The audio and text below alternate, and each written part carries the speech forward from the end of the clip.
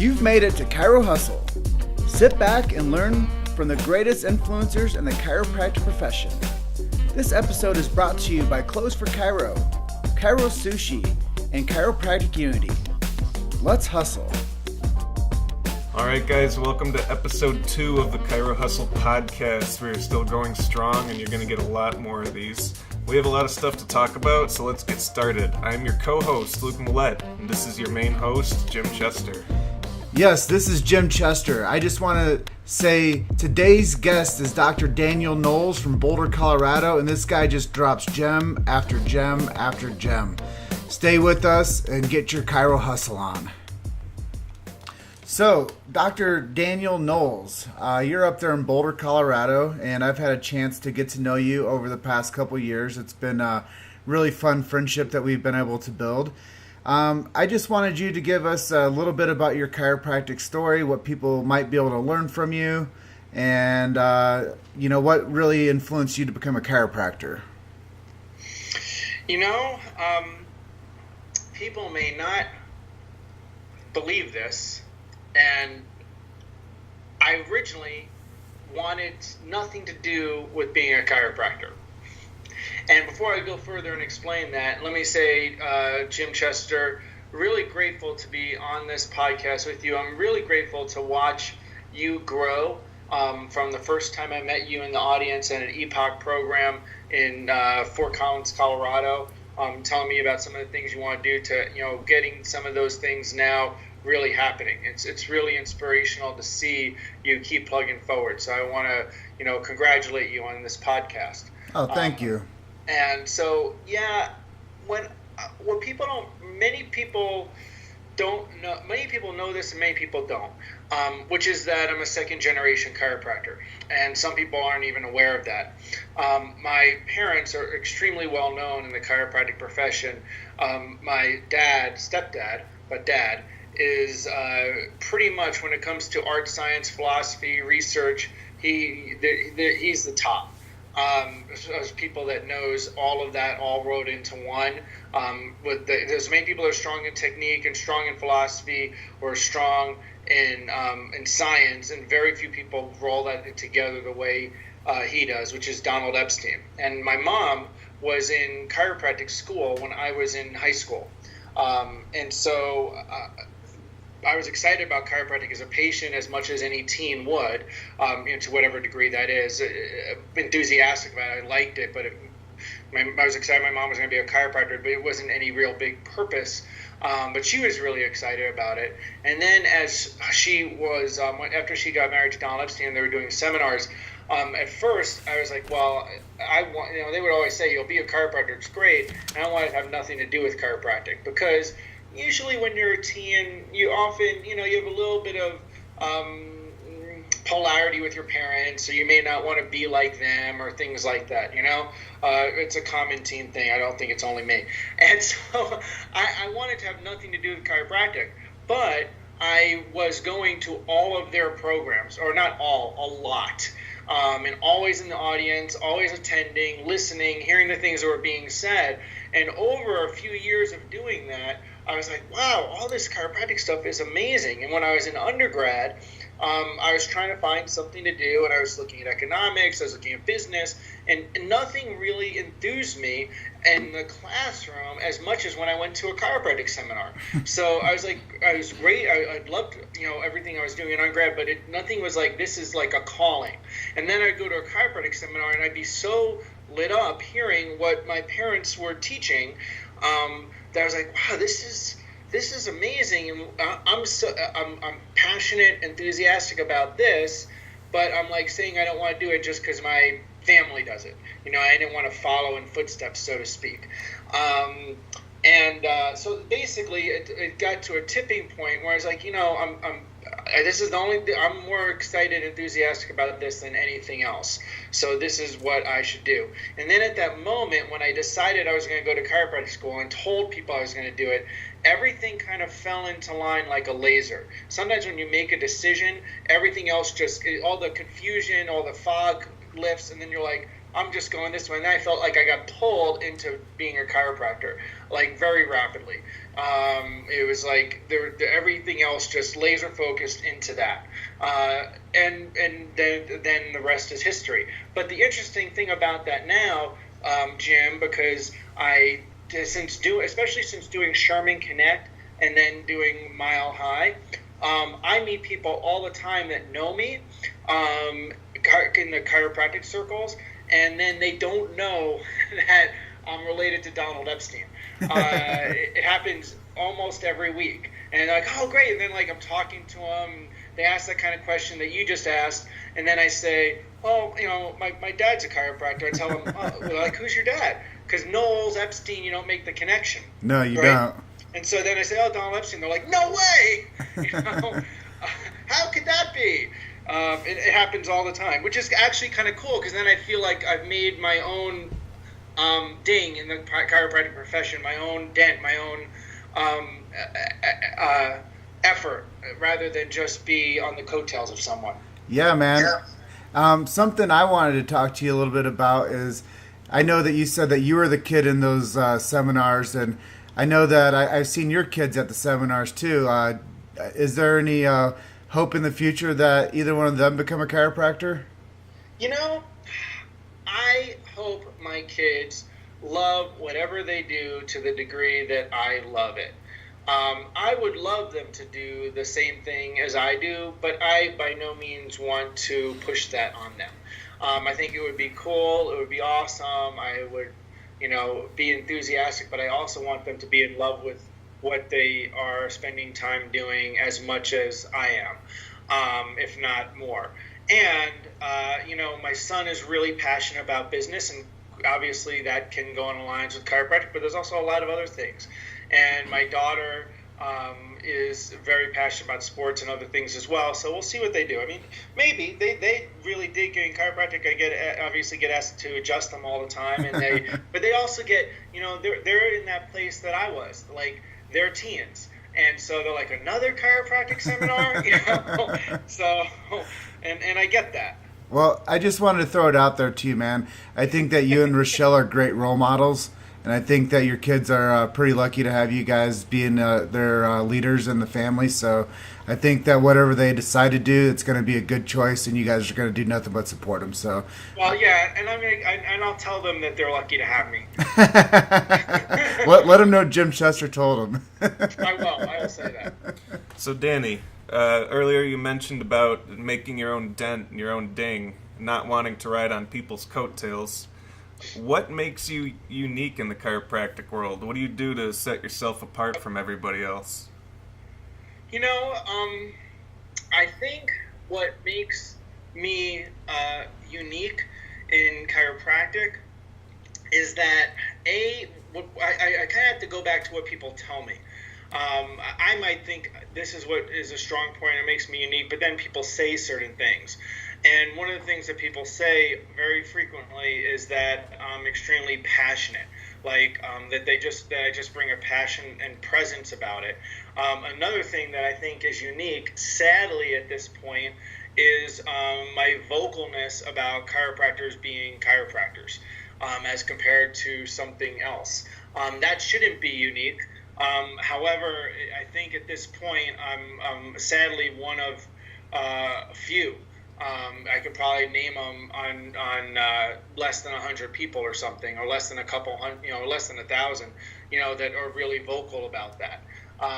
So that's one area. And then another thing is being able to really bring people together.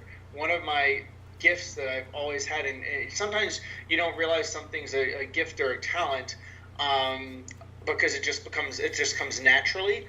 And you just think this is like, what, that's a talent? I just do this all the time. And even from early, high school and college, I was always a person that was good at bringing people together for something and creating community and creating where people wanted to be somewhere. I don't know where I got that from, but so I think that I do that in my office. I do that with our MileHigh philosophy nights, which people should come to if they're ever in Colorado on the third Thursday of the month. I think I do that with Sherman Connect. I'm really good at bringing people together for something, and thus, obviously, MileHigh. That's fantastic. Do you have any mantras or quotes that you use to help you be better at what you do? Do you have any words that you truly live by? Yes, I do. And there's something that I learned from Tony Robbins. And we talked about this last night at Philosophy Night. Janice Hughes talked about affirmations and the importance of it. And I realized there was something that I had as a mantra that I didn't even realize I had, that I learned from him, which is this. I listened to one of his programs a long time ago, one of his audio series that I ordered. This was maybe 15 years ago. And one of the things he talked about was how before he went on stage, like he's got a good half hour of getting himself ready. And he's jumping up and down, he's getting into state, and he would say something over and over again, which was, and of course now that I'm being recorded, I'm going to forget it, which was, but I even said this morning when I got up when I was laying in bed, which is, I now command my subconscious mind to allow me to have the bigness, the brevity, the focus, the goals to help as many people as possible. Now command my subconscious mind to have the love, the gratitude, whatever things start to come into your mind. And you say these things over to have as much impact as the world, to help as many as people change their lives as possible now. I now command my subconscious mind to have as much peace, as much joy, as much presence, whatever it is that to help and impact as many lives as possible. And I would say that over and over. I'd say it go in my office. I'd say it as I realized that when I was waking up in the morning, before as my eyes were opening on the pillow, I was saying there, okay, I got to get myself going. I was trying to get myself out of bed and had that self-talk about doing it. I'd be like, okay, I command my subconscious mind too. When I'm half asleep and trying to get up, and help as many people as possible. And I was doing that because my focus was always to see more people in my office, right? And then something happened, which was when things shifted with the Colorado State Board, and we made a big impact with the prescription rights that we're trying to shift through with the Chiropractic Association and the State Board. I realized something, which was wow, what I just did, and with a team of other people, but what I spearheaded, actually probably had more impact on more lives than anything I could have done in my chiropractic office. And so I realized that, wow, that mantra came true, but not the way I thought it was. Does that make sense? 100%. A lot of times Luke and I were like, yeah, we're going to really have this amazing breakthrough with something that we're doing. We just don't know exactly what it is yet. But if we stay focused and positive with what we're doing, we're going to have an opportunity to help a lot of people with what we do. Yeah, exactly. So a lot of times we don't know where that energy is going to actually go. But we do know that if we just stay positive in our mental state and have these mantras that flow through us, that we're going to be able to help more people. Yep, exactly. I want to just switch gears a little bit with you. I know that we've touched a few times. We've said the idea or the MileHigh. How is that unique to the chiropractic world? And what does that mean for you to be able to bring so many people together for one cause? Here's the thing that's unique about it. And I want to say this without saying anything negative about other programs, because it's not my intention. I just want to say what's unique about it, which is this. It's all chiropractic. There's lots of places where you can get access to lots of other things as a chiropractor. There's no shortage of that. There's no shortage of places where, and whether there's advantageousness to this or not, there's no shortage of places where you can go somewhere and there's a laser vendor, okay? Not commenting on the benefits or the negativity or whatever of that, but there's lots of places where you can do that. There's lots of places where you can get CE credit for elbow exams, okay, or sports physicals. There's no shortage of places where you can have programs on internet marketing, okay. However, in all those things, there's very few programs that are all chiropractic, and there's very few I can think of, sadly, and there's very few resources for people to learn chiropractic. And I was at something, and I can't remember who it was. This was a couple weeks ago, and I was talking to someone, and they said they were talking to a person that was a vendor somewhere, and he was like 50 years in chiropractic. And they asked him, what's different? This was just like a side conversation. What's different about chiropractors today and chiropractors 40 years ago? And the vendor just said, like right off the bat, he said, well, chiropractors today, they talk about how much money they're making, what they're doing for marketing, and they talk about, those kinds of things. Chiropractors, when I first got into chiropractic, when you had conversations with them, they talked about subluxation, they talked about adjustment, and they talked about the miracles they were having when they were in the restaurants or at the events or at whatever. And I thought that was very profound. So that's what I feel MileHigh is. And that's with a vision of what I'm making it. Well, that's really cool, man. It's really nice to be able to, get people's reinforcement with their messages as to what it was and what it is today. And I think it is unique what you've been able to do with MileHigh. And, Team Knowles does a great job of managing that whole event and making sure that people feel comfortable there, making sure that the programs run smoothly, bringing in high caliber speakers, and really giving a place for fellowship for people that are really interested in chiropractic. And I can't say enough about what I've seen you guys do over the past 4 years, and this is the 5th one, right? Yep, it is. So what have you learned along the path to make number 5 different or better than the first 4? A couple things that I've learned. Number one is that longer sessions of speakers mixed with shorter sessions of speakers. That's something that's unique. We have a rhythm to what happens in MileHigh that people say, oh, well, you got to have someone speak a long time because otherwise they're not going to deliver real content. Well, that can be true and it cannot be.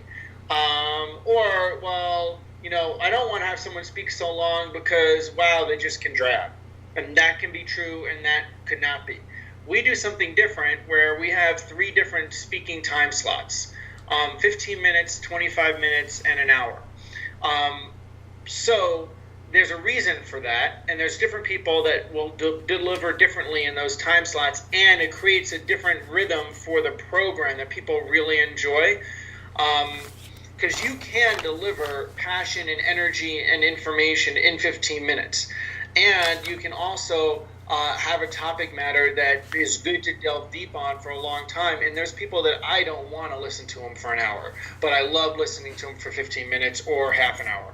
So that is one thing, was having a variety. Another thing that we learned is how much people really come to these events not just for the speakers. I used to think, well, I had to just have the program going nonstop and people will love that. And then I realized that, no, that's not really the case. People like getting the time together. They like getting the time to connect and to talk. And that is all one of the reasons why they are, part of the program, is they want to get the social time. So making sure that you have enough time for that. And I didn't know that the first couple of years, so we improved that as the time went by. And I think that speaks a lot, is chiropractors, they feel alone in their offices, and part of going to a program is that connection. It's not just the speakers. And I've seen people get negative, like, why do you go to a program and such or whatever. And the truth is, people like the community and camaraderie. I have a 2-part question for you. Do you think that most chiropractors know about MileHigh? And what would you be able to accomplish if more people knew about it and started attending? Like, what if the volume was higher? Most would indicate almost a majority, and I don't think most. I think many in our subset of chiropractic, but I don't think most. We forget that the subluxation conscious is only a portion of a small portion of chiropractors, sadly. So that I don't think it's most, and I don't think it's anywhere near enough. I really would like to see you say, well, what can we accomplish? I want to see more and more people attend MileHigh so that we can make more impact. The more people attend, the more we can give revenue to organizations to make impact, the more we can change how people practice, the more we can do politically, the more impact you can have, the more they attend. And I have things that I want to see grow out of that, but I don't want to say what they are. But I have things that I want to see grow out of this, as it expands. So there's a lot of things changing in the chiropractic profession, and where do you see chiropractic going in the next 5, 10, or even 20 years? Well, I really hope that it goes to where it was always meant to be. And here's what I see. There's a shift in consciousness happening on the planet. And it's from what's called the first tier of consciousness to the second tier of consciousness. This is something that my dad is talking about a lot, as well as many other philosophical thinkers outside of chiropractic. And that shift in consciousness that's happening really embraces a collaborative area, a transparency area, an area focused on love, an area focused away from competition, and we're seeing that as some of the and I'm talking outside of chiropractic, some of the classical things that we've thought of as mainstay institutions are starting to crumble or having challenges. And here's I'm bringing that back to chiropractic, which is that we had a shift in the 70s-ish and 80s with insurance for chiropractic. That had, I believe, that almost killed us as a profession, not chiropractic as an art or philosophy or science as what it's, because it's the truth, but it really put our profession backwards. And it's because people started, the educational system moved towards allopathy, and so because education started to shift to educate for insurance. We started to educate people for state boards, for licensure, for insurance, and the whole focus of chiropractic shifted from taking care of people in subluxation to making sure the education fulfilled state things so people could file insurance and make money. That was very sad, and it's really hurt chiropractic. I think the worst thing that happened in chiropractic was us having access to health insurance. So what's happening is this. You're seeing people want to scope expand. And scope expansion really is from a place of lack and people not having enough and that there's not enough resources and fear. And that is all part of that first tier of consciousness that's going to go away as we go into the second tier of consciousness. But what happens is this. Is that those people that their livelihood is based upon insurance reimbursement are having more challenges getting insurance reimbursement. So documentation goes up, what they have to do changes, and they want to have other services to offer to expand scope so they can bill for them. This is really not unlike a drowning man flailing around in the water coming up for a last breath. And that is what I see is happening. And either they're going to succeed and get back in the boat and expand insurance and expand scope so there's more insurance, or they're going to fail. If they fail, we're seeing at the same time this renaissance of people that did not build their income, like new graduates or people practiced in the last 10 years rather than people that have practiced 30 years in an insurance model that did not build their practices insurance dependent, and they don't care, and they're focused on giving people quality chiropractic care and educating people. So by doing that, quality chiropractic care and educating people and focused on that, what happens is there's a renaissance that's also going on at the same time while you're seeing this drowning man struggle that is for and passionate about the adjustment, subluxation, innate philosophy. And that's why MileHigh is such an important resource right now, because it creates a home for those people. Yes, you say it so purely and so true, and I think so many people are going to get value from what you just said to understand where we are today, where we were yesterday, and what's going on. And earlier on in the conversation, you said something about talking to, or there was a conversation with an old timer about what's difference between now and then. And one of the things that you mentioned was the chiropractors, one of the frameworks for the conversation is about marketing. But without marketing, I think that the chiropractic profession is leaving money on the table, and they're leaving people out there that don't know that they can be helped with chiropractic. So I'm going to switch gears a little bit into the next question is, what key marketing strategies could you not do without, and how do you use media or traditional or social to your advantage, and what are some tips that others might be able to learn from you? And let me tell you that, say something about that. I think marketing is very important. Obviously, I do a lot of marketing, right?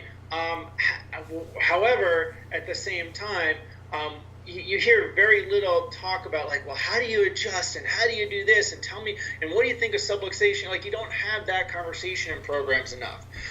So that is important. In marketing, it's such a big picture, and I think chiropractors overall really just don't know how to market because we don't learn marketing. And chiropractors learn chiropractic. And we got to remember, chiropractic is a trade school. You know, like people say, well, I didn't learn business in chiropractic school. I didn't learn marketing. I didn't learn how to be an employer. Well, yeah, no shit, right? Like, that's not where chiropractic school is for. It's a trade school. It's not small business school, okay? And so if you go out and open a business as compared to working for someone, you have to learn that stuff either because you had a business education or something else. And so what happens is chiropractors do very remedial marketing. And even me, like, I do a lot of marketing. I think I'm very good at it, but I know in the big picture of things, it's nowhere near what you see in, Fifth Avenue type companies, right? Mm-hmm. And very few chiropractors have that. So I talked about this last night at Philosophy Night. Shane Kurth did a great talk about social media. And I do social media for our office. I do Facebook advertising. I do Google advertising and AdWords. I do all kinds of things in those areas. I do community wellness dinners. I do talks in the community. And those things shifted a lot over the years in terms of how you do them. But here's the thing. I think social media, even though you see chiropractors doing a lot of social media, we don't do it right. And even the ones like Shane knows what he's doing to a great degree. I know what I'm doing to a great degree. I think we're kidding ourselves if we really think we know what we're doing, right? So, like, we're novices, thinking we're experts. And we, as a profession, have to get a lot better because, for example, BJ Palmer, he used radio. That was the communication network of the day. That was the thing, and he latched onto that and he utilized it to spread chiropractic because that was the thing that had just come into fruition. He saw that and he used it because he was a great marketer, right? People think chiropractic philosophy, science, and art, but he was a stellar marketer too, clearly. And what happens is then what we have to do is use that tool, use social media the way, with the fervor that BJ used radio. And if we can do that, we will have much more impact. But there's a lot to that, and people have to really dig into learning it. Absolutely. Touching back on social media and marketing, do you have a favorite app, website, or any piece of technology that you think is the strongest way to market? Like, what works for you? For us, the things that work are online reviews, Google rankings, and Facebook for events. As So let me help you understand all that. We built our practice originally, because times changed, pre-internet, okay? Mm-hmm. I mean, there was the internet, but it wasn't like a big deal in terms of your office. So we did a lot of pounding the pavement, spinal screenings, ads in newspapers, and all that stuff worked. Telemarketing, we've done everything. And we really drove a lot of revenue through spending dollars in those areas. And now you can spend money in there, you'll get no return. That shifted to web rankings and SEO. And reviews. And a lot of people don't know this, but in addition to MileHigh and my office, I do some consulting and mentoring. I teach technique with network spinal analysis, and then I also help people with lifetime wellness practice. And I have two things that we use. One is Local Chiro Rep, www.localchiroprep.com, and that is a system that we work with and partner with to help people get online reviews. It is vital for people to have online reviews. I tell people that you need to make it your goal to have double the number of reviews of other chiropractors in your market.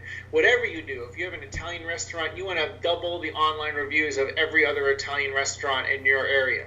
Because if people are looking for an Italian restaurant, they don't know where to go, they're going to look at their phone and type in Italian restaurant. If you're on that top 3 Google ranking and you have double the reviews, you're clearly the Italian restaurant they're going to go to. Same thing with chiropractic. So that's a review system. And then we have an SEO system called Local Chiro SEO, Local Chiro Chiro SEO.com. And what happens is it helps with a particular area of your SEO, which is your citations and making sure those are accurate. A lot of people don't have accurate citations and they don't even know what that is. And that hurts your Google ranking. So we help people with those two areas because I think when it comes to SEO, that's your ticket. You've got to get yourself in the top 3 rankings, which is not easy, and you have to double the online reviews of anybody else in your city. And you have to make that an all-out mission of asking that. Then Facebook, what happens, and this is current, and it'll probably change in 5 years from now. All this stuff moves around. Currently, Facebook is a completely different animal. People aren't going on Facebook and looking for a chiropractor. They're not like searching. They go to Google and look, I got to go see a chiropractor, and they'll type in chiropractor. Facebook, they're not like doing a search for chiropractor in Boulder or whatever, right? But they do see the ads, and they do see posts and pictures, and they do see events. So if you come up with events that you can attract people that are your target audience to through Facebook, that is a winner. So we, like, for example, our community wellness dinners, we used to do those all through telemarketing. And we switched that, and we do it all from Facebook advertising. We can target who we want to attend. And when I meet people at our community dinners, they're almost all from Facebook. So that's a shift. It's doing the same program, but we're marketing it to reach our audience in a different place, because you have to go where the eyes are, and the eyes are in a different place than they were 10 years ago. Bro, that is so awesome. It's so cool for you to share that information with people. I think that so many people don't understand the power of targeted ads on Facebook. And really, you have switched the paradigm game. You've switched from the telemarketer to the Facebook marketer. And I think that the more that we get with the times and understand the right ways to do it, I can't say enough about what it is for people to do online reviews and to have that social proof and to have that stance with other people saying, hey, this guy's great, or this office is great. They're doing great things for people. Why don't you go check them out? I think that social proof is like anything. If you were going to go buy a car, you read reviews on the car. If you're going to go buy pretty much anything, you go and read the reviews before you invest in it. Yeah, absolutely. And here's the thing, what people don't realize, if you get a referral, people look at the reviews first. Always. Yeah, so if someone says, hey, you should go to my dentist, they're great, they don't just call. They used to do that. They don't do that now. They will say, oh, great, thanks, Jim. And then they'll look up the dentist on their phone and see what everybody else is saying. So in many ways, online review is actually more valuable than a referral. because an online review can be like 20 referrals. Exactly. You know, it's funny. I do a lot of chiropractic marketing booths, and people will stand there and talk to me for 5 to 10 minutes, and then they won't schedule in with me. And you know what I say? I say, hey, while you're out there walking around for the next 30 minutes, just go Google the clinic's information and read all the awesome reviews about it. That might change your interest, and you might want to come back and schedule with me. Right. Because, you know, that's leverage and social proof, and that's exactly what you just said. That's where people go to get their information if they're going to make a decision or not. Right. Exactly. Yeah, so we are really interested in dropping some knowledge to people on MileHigh. Can you give us some information on what it takes to get there, what the dates are, what their commitment is? Absolutely. So the dates are August 17th to 20th. And if people like Colorado in the winter, people know Colorado for skiing and such, then you're going to love it in the summer. All right, so let's just, it's one of, like, the local secret is the best time to come is the summer. Secondly, when I was planning MileHigh, I looked around what else was going on in chiropractic, A, and then B, I looked at, like, when's an inexpensive time to come to Colorado, right? Because I want people to fly in, and, you know, guess what? Peak of ski season's not the best time to come in terms of finances for flights, because, you know, they can jack them up. So the summer, particularly August, is actually the most cost-effective time to come to Colorado. So that was part of why I picked that time. And it's winding down summer. People, it's like kind of a last thing that you can do before you get back into getting your kids in school and such. So it's August 17th to 20th. The program starts Thursday night. I cannot recommend enough. Make a trip out of it. We start Thursday night, we end Saturday night. So there's no program Sunday and there's no program Thursday morning. I really recommend, if you're going to fly out, and people should take their team with them, okay, then you want to come out Wednesday or a Wednesday night, like red eye if you're that kind of person, or like a Thursday crazy early flight so you get here and you can like unload your stuff and go hiking or go see something in Colorado. And Saturday, don't leave Saturday night. One, we have an after party, and I know Jim Chester is going to be there, and people will want to get his autograph. So that's one thing. But don't leave Saturday night. But Sunday, you want to stay Sunday, like get a late night flight Sunday or a flight Monday, so you can enjoy Colorado Sunday. There's so much to do, and you know. Make that what you do. Make it a vacation. Make it your pilgrimage, right? So that's what I suggest people do. Then registration is www.milehighchiro.org. And then the other thing is the hotel is www.milehighchirohotel.com. And people might be listening to this driving or exercising, because people do that when they listen to podcasts. So maybe you can put that in the notes so people aren't like, when they get the email with it, so that way they don't try to, don't have a car accident and cause subluxations while they're listening to this, trying to write down the URL. So, but the hotel only has 215 rooms. Those are like 2/3 gone right now. So people have to reserve their hotel. I cannot say that enough. They've got to do that. Yeah, people taking a active approach in the chiropractic world is very. I don't know if it happens a lot, but I do applaud you for requesting people to take action. Yeah, they have to.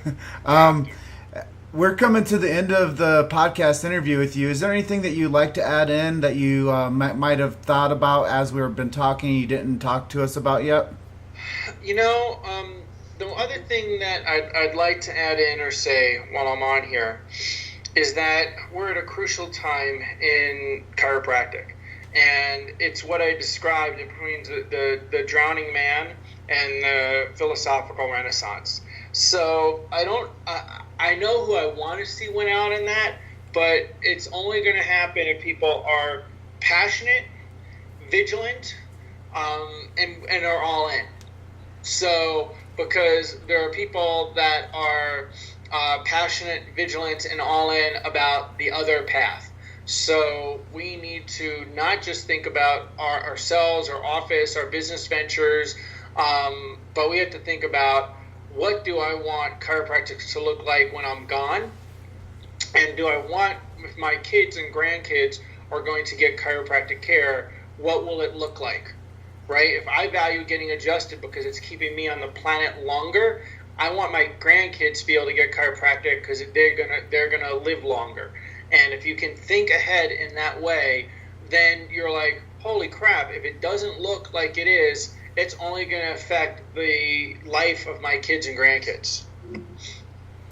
Yeah, I couldn't agree with you more. I think that we really have to all be on a concentrated effort to tell the truth and to harness the energy of what we have right now and to use all the outlets that we have to our use and to really be able to just, as you gave me the tip the other night when I spoke at the MileHigh Philosophy Night, is we have to practice more unity through diversity.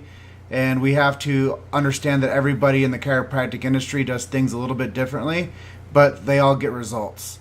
And if they're subluxation based and that's their objective, then that's what we should follow through with the future of chiropractic, is being a subluxation based profession that looks to the nervous system to correct the flow to where the people's bodies can heal naturally. And being a lay person and being somebody that's relatively new into the chiropractic world, I know that that's vital to people's health, and that's one of the reasons that I step up with such high self-esteem and I consistently share the message every day as much as I can, because I know that what we're all doing together is making a long-term impact. And yeah, absolutely. And I will say that a different way, or echo it in a different way. Because we have terms people have baggage on: subluxation based, subluxation centered, wellness, and people will be really judgmental, and not everybody, but certain factions. Here, and I've learned in my time in chiropractic to be much less judgmental about those things and much more loving. And here's what I think. I think we need to focus on what direction the person's facing. If you see a continuum, okay, of a whole spectrum of scope expansion, allopathy, injections, we need to do drugs as chiropractors. You see it as one end, and then on the other end, you see adjustment-focused life, non-therapeutic, salutogenesis, reorganization, subluxation. If you see that on the other side of the spectrum, look at the person that's the fellow chiropractor and what direction are they facing. Not where they are or what they're closer to, but what direction are they facing and what direction do they want to move to. If you're facing the direction of the subluxation conscious side that I just described, I love you, right? And I want to help you move more towards that. And hey, I help myself move more towards that. I'm not perfect. None of us are. Okay. And if you're facing the other direction, I really don't want to have anything to do with you. That's what we have to do. Is that we got to stop throwing rocks at fellow chiropractors that are facing the same direction. I think you said that quite brilliantly. And our time for the Chiro Hustle podcast is coming to an end with our esteemed guest, Dr. Daniel Knowles, up in Boulder, Colorado. And I just want to say thank you so much for sharing your insight and your passion and the MileHigh movement that Team Knowles has started. And thank you for allowing us to be a part of that as well. Well, I'm glad to. And I think Luke has a final comment for you. Yeah, I just wanted to say thanks for taking time out of your jam-packed schedule to spend some time with us, because I know you're a really busy dude, saving lives and everything. Well, I'm grateful for you guys. I'm grateful for sharing. I'm psyched to see this podcast come out. I'm psyched to see where this goes and what you do with it, because I'm sure it's going to be great. Yeah, we're only going to rise to the top, brother. Yeah, that's the deal. All right, man. Well, have a great day. Thank you for spending some time with us. You too. Love you guys. Speak to you later, and keep changing lives and minds. You too. Thanks for listening to Chiro Hustle. Don't forget to subscribe and check back next week to continue hustling.